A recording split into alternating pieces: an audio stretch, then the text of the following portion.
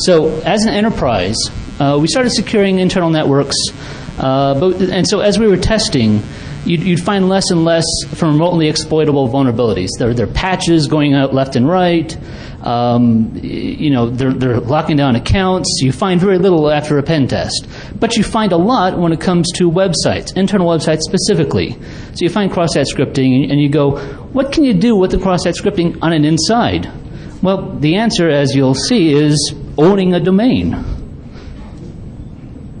So we're going to spend about 5-10 minutes here giving a history of the protocols. If you already know what LM and NTLM is, take a quick nap. LM, LAN manager, really old, really dead. I mean, really dead. Just get rid of it. There are options in Windows that says don't do LM. Never, ever, ever do LM. NTLM replaced it. It's called New Technology LAN Manager. It is a suite of protocols and an encryption method. Well, it's not really an encryption method. It's a hash.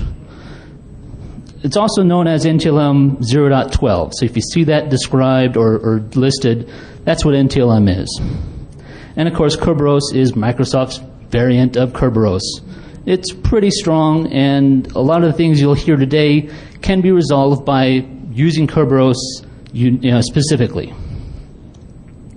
A nonce, in cryptographic terms, is a number used once.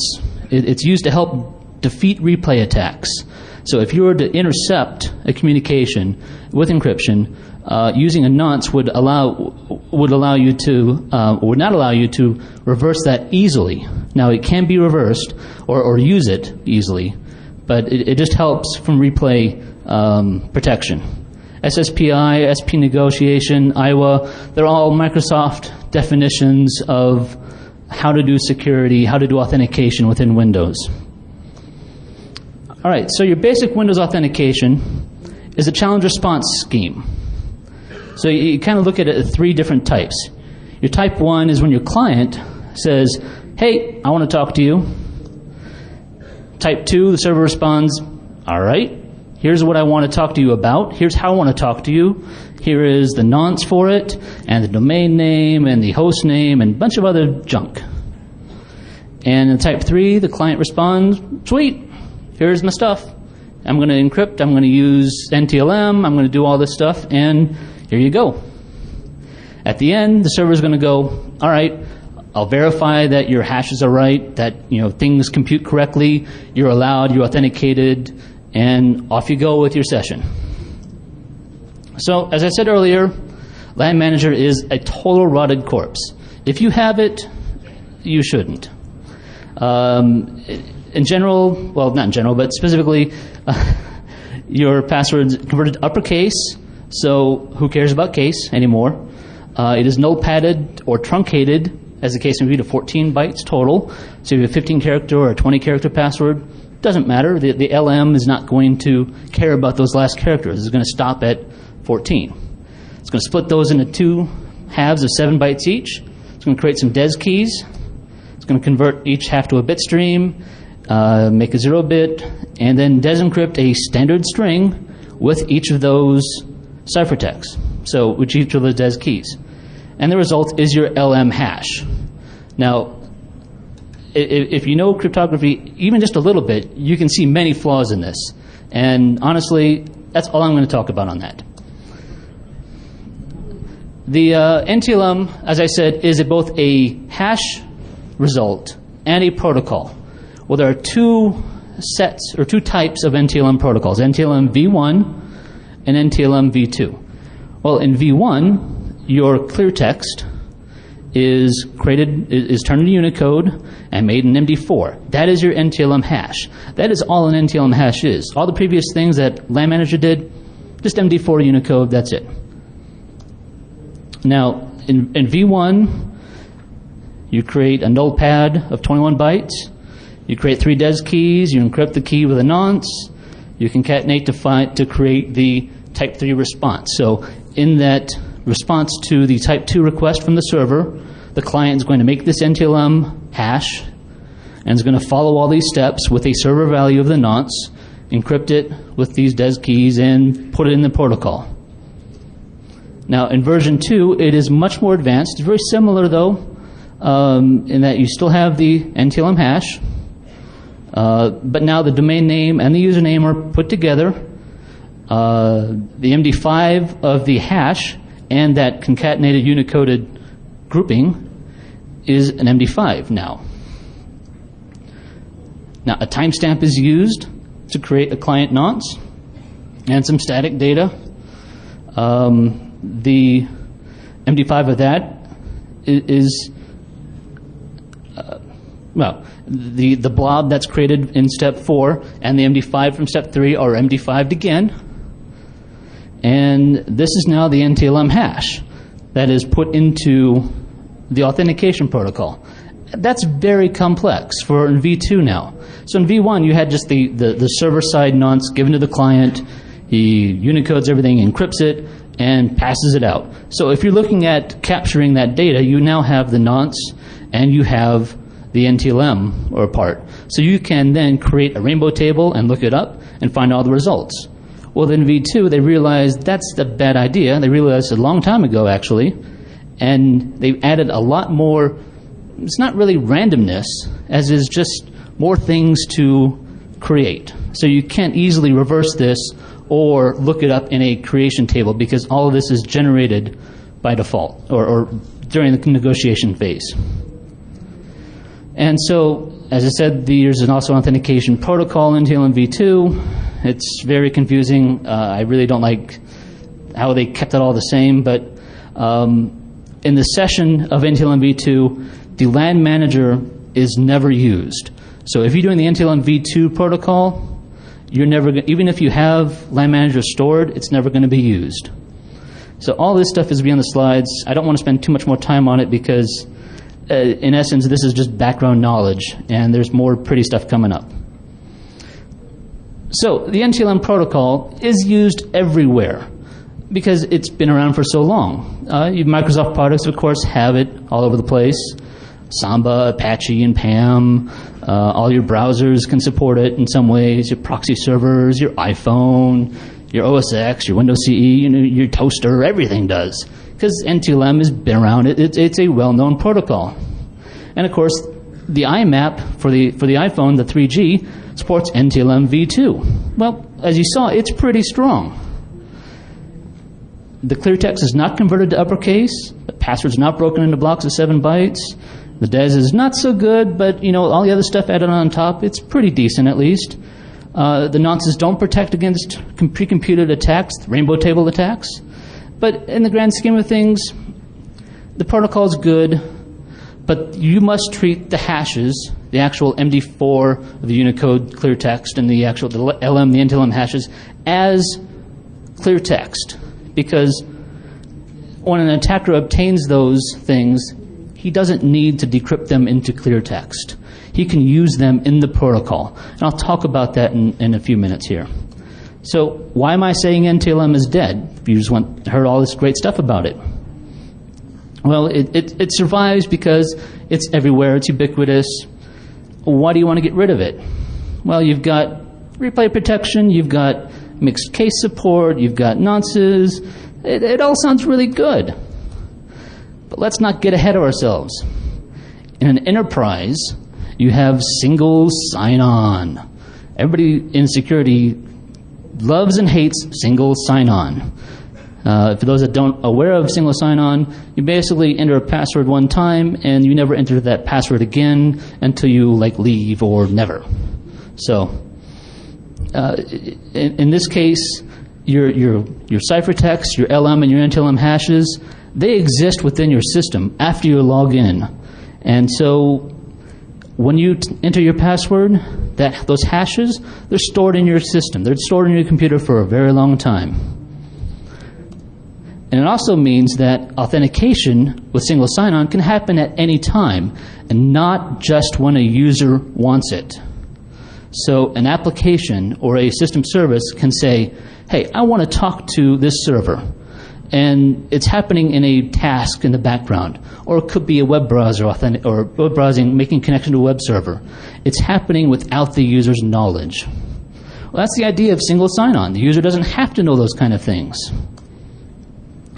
So let's take a quick walk down memory lane of the attacks.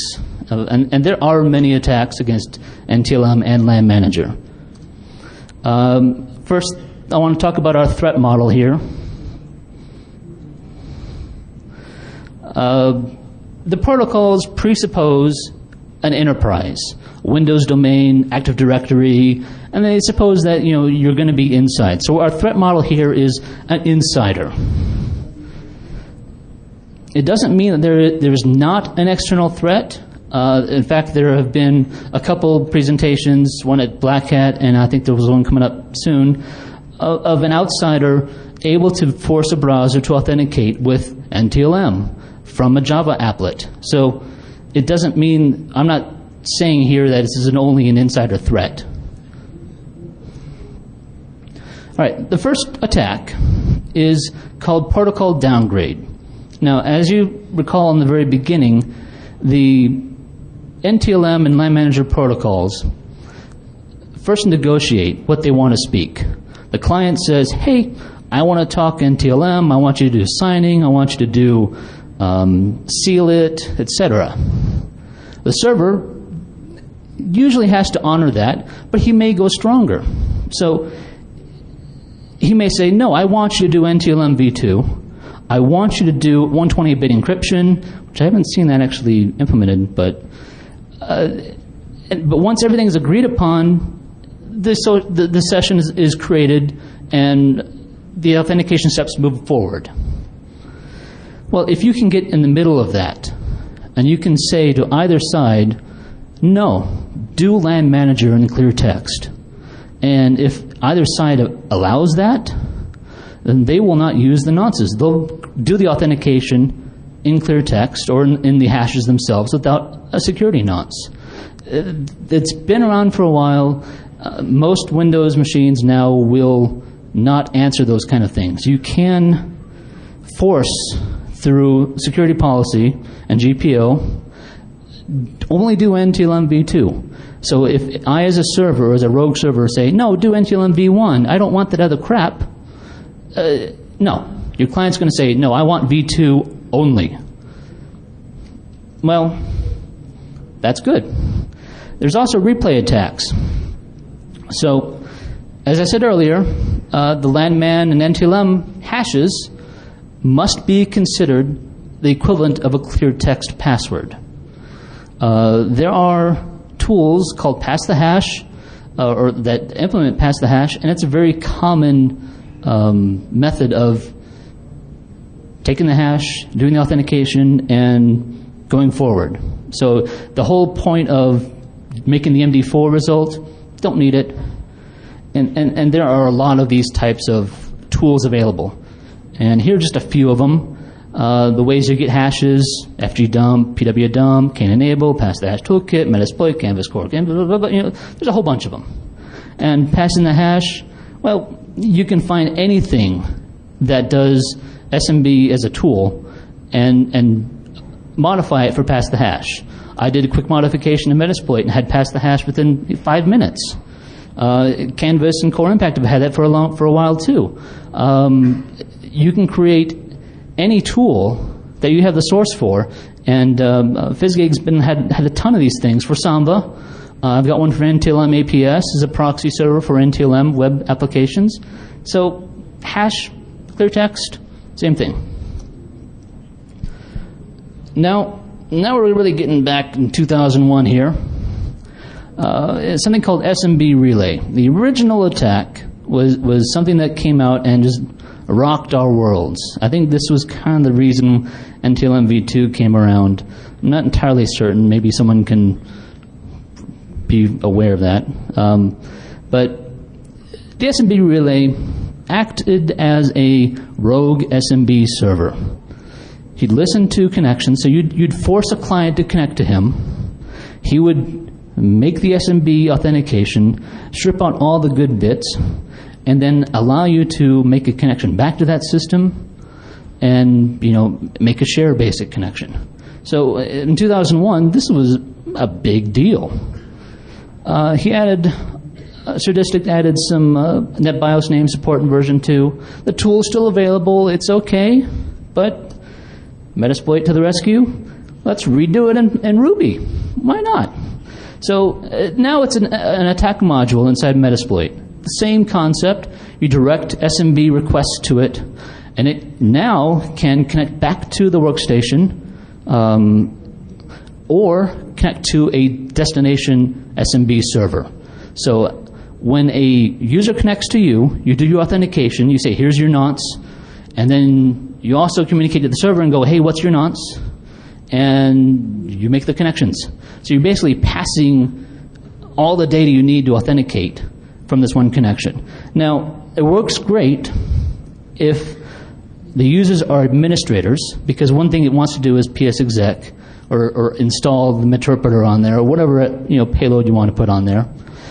So in some cases, your local users are no longer administrators. So this attack has very little usefulness other than capturing hashes with static nonces, perhaps, and trying to crack them later. Well, that can take a lot of time. You can't reuse those hashes because they have the client nonce. And so you have a lot of steps to go to get from that protocol, authentication protocol hash to clear text. All right, so you can also find more information from last year's tactical exploitation talk. There's some more talks coming up about post-exploitation fun. But in general, this talk here is going to be about the protocol.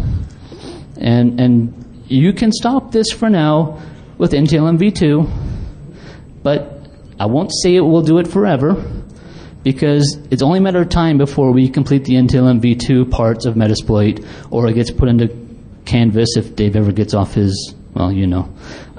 So the protocol is well known, v2 protocol is well known.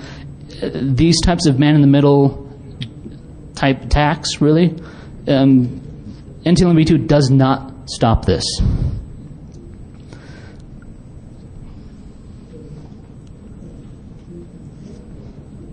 All right, so now we're getting to kind of a new idea I had of taking these old attacks and beefing them up, making them useful.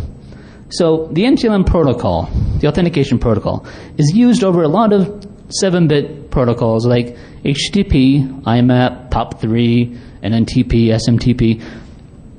As you saw, the iPhone does it.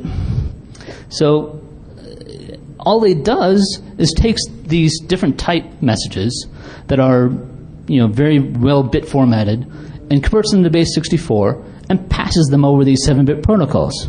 So let's use these. Now, in Internet Explorer, you have a thing called a trust zone. There have been many talks about the trust zone, what it is, why it's there. Now, if your browser, your IE browser, is in the trust zone, it will do more things. One of those things would be instantiation of ActiveX or COM objects that might not be as secured. So he's not going to be, if you're Internet Zone, he won't instantiate some objects, but if you're intranet, he will. Now, this is a very busy slide. In essence, it says here's when the browser just believes you're in the intranet zone. The last bullet here is kind of the key. If the computer name portion of the URL contains periods, i.e. assumes the requested address exists on the internet and will not pass any credentials. But if the browser has without no periods, so let's say you get into an environment and you can create a NetBIOS name, you can create a server that IE will authenticate to, because IE will believe this browser is in the intranet. And also forcing trust zones, localhost. Localhost is an intranet zone. John Heisman had a great write-up on creating a Java applet that runs a web server, which does exactly what I'm doing here with NTLM, responding as authentication request, capturing it with a static nonce, and passing it off to some internet server for later cracking with, your favorite cracker or rainbow tables or whatever. As long as you have that static nonce, there's a rainbow table out there with that static nonce. So you can easily, or not easily, but it takes time, but at least get something out of that. Mozilla supports NTLM. Surprise. I was surprised. If you go into About Config, you can integrate or use the integrated Windows authentication by giving it a list of URIs. Or it's kind of funky. It's not great. You can put asterisk in there, and it'll think everything is in the internet. So it'll do, if you're on the internet and you have an asterisk in there, and someone says, hey, authenticate, it'll try. You can also do just NTLM, forget about the GSS lib stuff. And the Firefox 3 does understand zones, but he doesn't care about it for the integrated authentication, which is really the part I'm most interested in and talking about here. And there are other browsers, of course. Who doesn't like Opera or Safari or wget? Who doesn't? But they have varying degrees of support, so you must go through like a proxy server. So if you have you can either type in your password and ID and password every time from Safari if you're like on a Mac, or you can set up a proxy browser that you load it up, type in your password, and it creates that hash, and every time you connect through it, if it says, hey, I want to authenticate, it'll authenticate. So in most cases, other browsers don't really have good NTLM support. So quickly, here is how the authentication works. You're an end user, you want to talk to a server. Over HTTP, you go, hey, I want to get this page. Server goes, oh, wait, authenticate first. Yeah, I need some credentials. I'm not going to let you just look at my home page. Come on. You're going to send your type 1, the beginning that says, hey, I want to talk to you. He's going to come back with the type 2, says, you talk this, you talk with NTLM v2, you do whatever. And you go, okay, here's my type 3 result. Server checks the validation of your credentials, your authentication, your authorization, and says, okay, here's the home page now. So that's all NTLM authentication in HTTP. Real simple, 3 steps. Not bad. So let's talk about a monkey in the middle attack.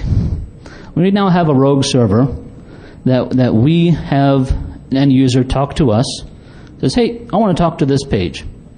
The rogue server talks to the server and goes, hey, I want to talk to this page. Server goes, no, you must authenticate. The rogue server goes back and goes, hey, you got to authenticate. We're in the middle, in a way. All right, here's my type 1 information. Pass it along to the server. Server responds to this type 2 information. We just pass that right along to the client. Oh, here's my type 3 information. All right, here's your type 3 information. And okay, now you got a session. You can do whatever you want. You keep your HTTP session open with a 1.1, and then you close the end user. Now you're running as that end user as your rogue server. So it's very easy and quick to do. So as I said, by directing a browser to you as a rogue server, you're able to do authentication. Now NTLM v2, as I said, you just pass it on through. I don't care about all the extra steps you do. I'm just shoveling it back and forth, saying, all right, here you go. Previously possible, SMB Relay, you had to do a lot of tricks, or some tricks, not too many. This was shown 2004 at SciScan. There was an HTTP to SMB link. It's written in JSIFs, but I never saw any code. Maybe you have. We think someone at Microsoft got to them. In late 2007, I put together a quick variation of this for Metasploit. I also did HTTP to POP3 bridge. It was easy. And earlier this year, another researcher, Eric Rachner, did a scurvy tool, which is very similar. So it's taken a lot of time from the original idea of authentication and being in the middle to where we are today to show that this protocol itself is just done with. So my tool today is called Squirtle. Squirtle is the bet king. Now, it is a rogue server, but it has more of a desire to control people, control end clients. Does not require a man-in-the-middle techniques. So you don't have to do art poisoning. You don't have to do DNS redirection. You can do DNS stuff. However you get people to Squirtle, that's fine. It does require that the end user be in the trusted zone or do authentication of NTLM. And then, of course, you do have to direct the browsers to Squirtle. Now, he's doing something I'm calling pass the Dutchie. We've had pass the hash. We're not using hashes. We're using Dutchies now. So, the idea in Squirtle is when a client connects, I'm going to create a session key. So when that client reconnects to me, I've got a session, and I can talk back to that client in some way. Keep alives are used from the client side. There's some JavaScript in there. So the client will wait 5 seconds, 10 seconds, whatever you want, and then talk back to Squirtle and say, hey, I'm still here. All right, good. An evil agent can now request that one of those controlled clients do an authentication with a given nonce or an entire type 2 message, etc. The evil agents are protected in a way from basic auth because you don't want to put anyone out there, to control this stuff. And of course, I maintain state, so because you have to. The clients are connecting to us; they got to know when it's time to do their authentication. So here's a nice little page that takes a long time doing in these stupid presentation tools, but it's pretty cool. So we begin with our Squirtle server and our evil agent. There are two different little things. You can see that. That's good. Squirtle's sitting there just waiting for people to talk to him. Your evil agent is wanting to talk to something else. We've got a bunch of clients, ABC. We've got a corporate homepage. And we've got an enterprise server. Now, everything's kind of set up here, so the evil agent wants to talk to the corporate server. The clients, when they open up the browser, they're going to go to the corporate homepage. So they're going to go, hey, I open my browser, I open IE. First thing they're going to do, load up www.homepage.com or whatever. Well, inside that homepage, there may be a cross-site scripting attack. You never have that inside, right? Your insides are perfect. Well, one cross-site scripting attack is all it takes to force all these clients to call Squirtle and go, hey, how you doing? And Squirtle calls back and says, all right, you're now under my control. So now all of these clients, their IE instances, are sitting there just going, hey, Squirtle, hey, authenticate, please. Okay, Squirtle, here's authentication. Thank you. And now I've got this table. I used a nonce already defined. Could be 414141, could be 4111222334, whatever you want. And so I have this list of hashes that I can go out and crack with. Very easy.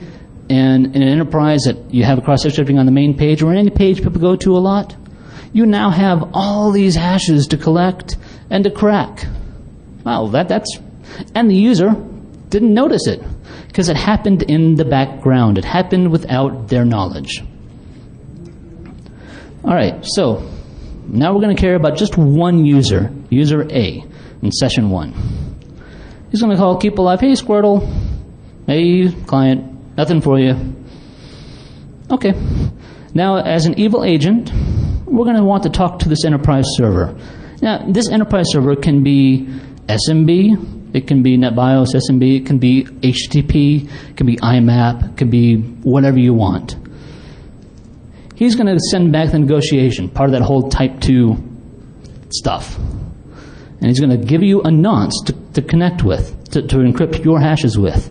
Well, as an evil agent, you don't have the LM or NTLM hashes to make that happen yet.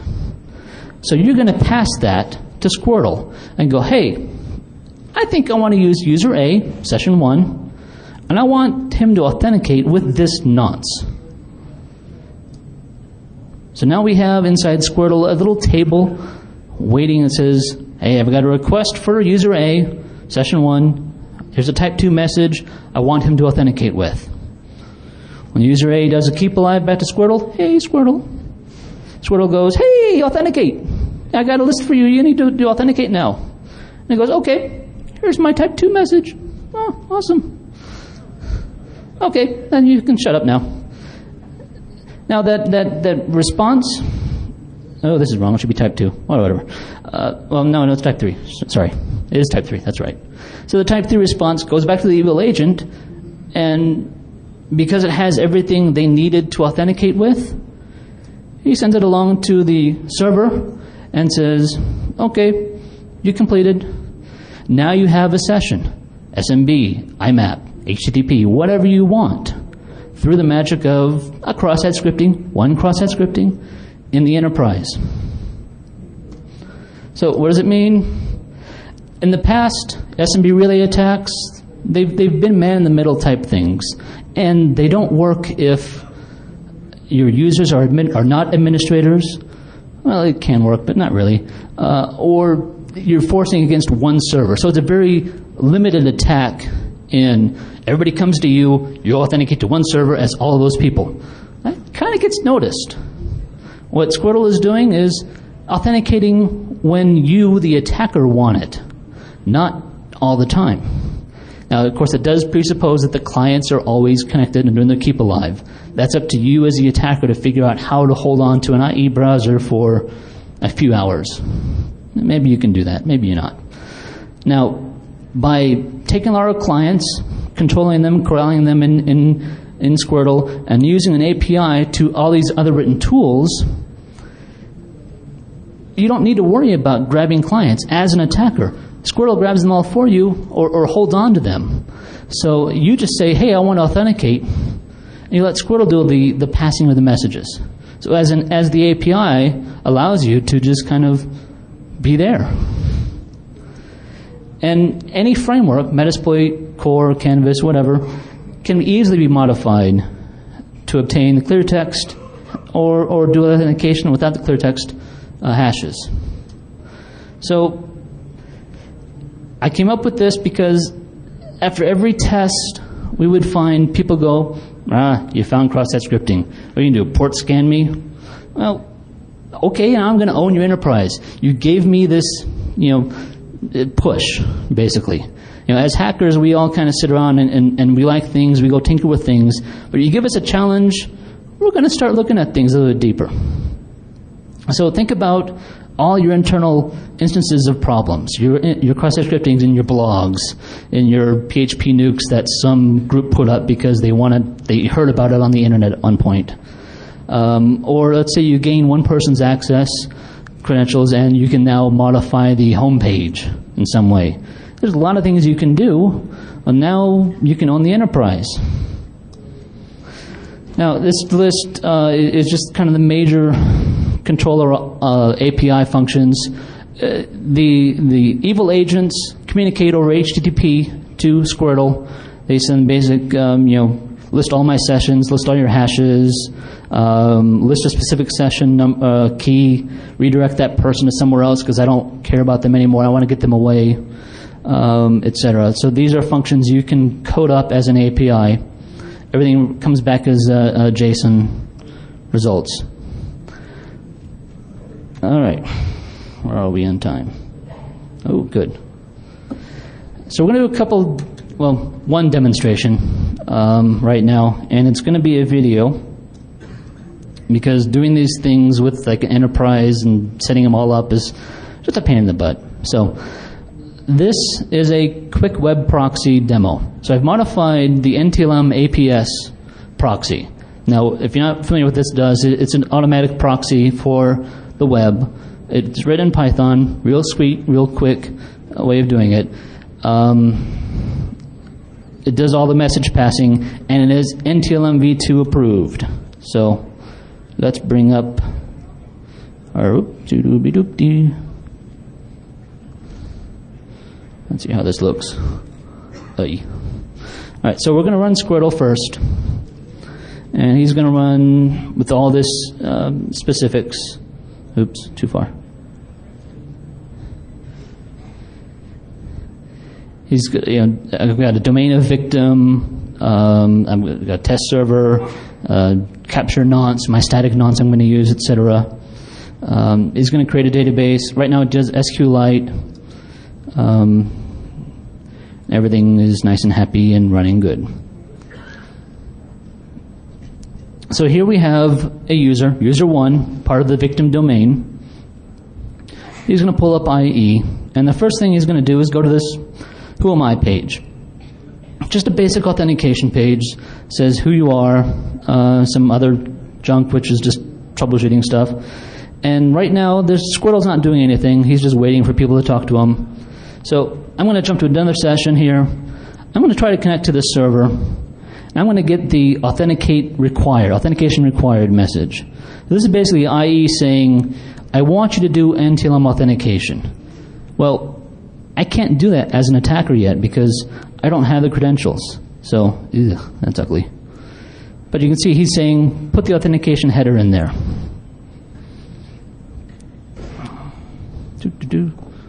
So now we've got Squirtle listening. Now, this is just a very quick way of directing people to my attacker device. So now Squirtle is controlling this one browser. You can see that there is a session key created.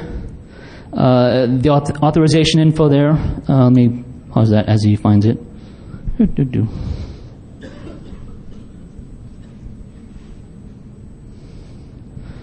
All right, so you've got your session key here that you're going to use to communicate with this client. He's going to use user 1. Well, this is basically saying here is the result from NTLM and Line Manager request. So you can now take this with your static nonce table, look it up in Rainbow Tables, and have fun. Or in this case, just look at it. So we're going to take the key. We're going to go over to our NTLM APS session.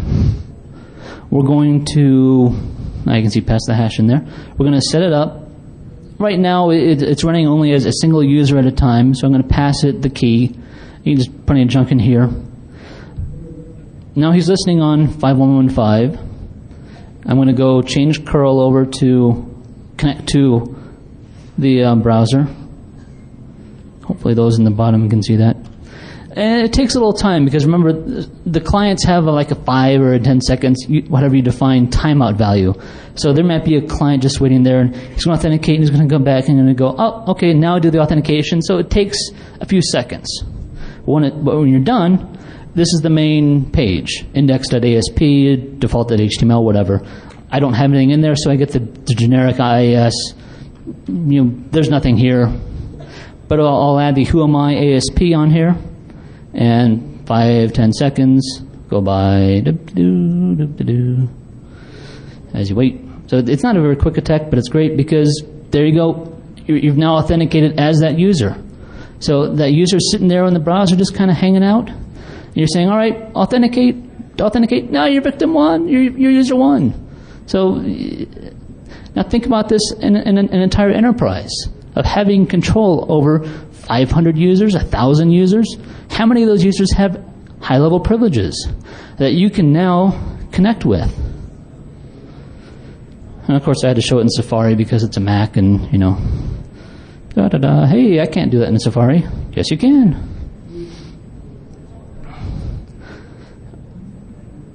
Okay, so I think that's the end of that video.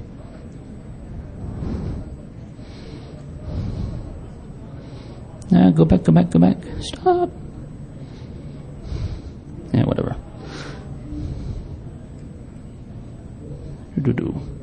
Okay. So you can do the same thing with SMB client. So if you're really good at writing libcurl or HTTP requests in C, you can take SMB client from Samba and modify it to use Squirtle in the same fashion. I don't have it quite done yet. I was actually modifying the IM packet version, which is a bit weird. But of course, there is more to do. There's always more to do. The NTLM APS integration is pretty complete. The SMB client one is almost complete. The IMAP proxy is not so complete.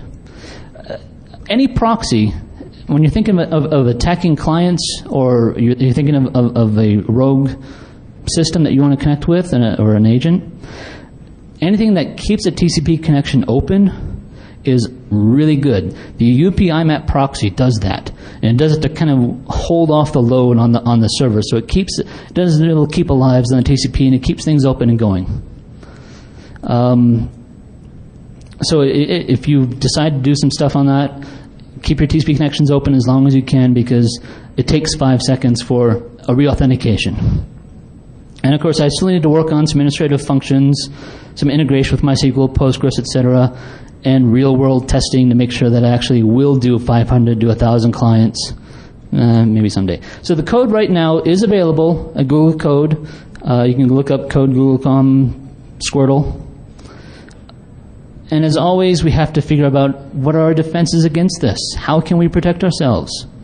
Well, turn off www-authenticate NTLM from your web servers. This is essentially what we're abusing. So you enforce the negotiation, which requires Kerberos. For SMTP, IMAP, etc., go to Kerberos. Will it hold? We'll see. Now in IIS, you can easily make this change on every server with this one command, this vscript. But you have to do it to every single instance number. So it's kind of a pain in the butt. And there's no GUI out there, but I'm sure we're smart Windows people, we can figure it out. Now, it will break anything that does NTLM or require NTLM. Price you pay. Unfortunately, the client, the IE browsers, you cannot force them. Well, I have not found a way to force them not to respond to NTLM. Now, if there is a way out there, please let me know. I'll update slides. I'll put it up. Here's the information about it.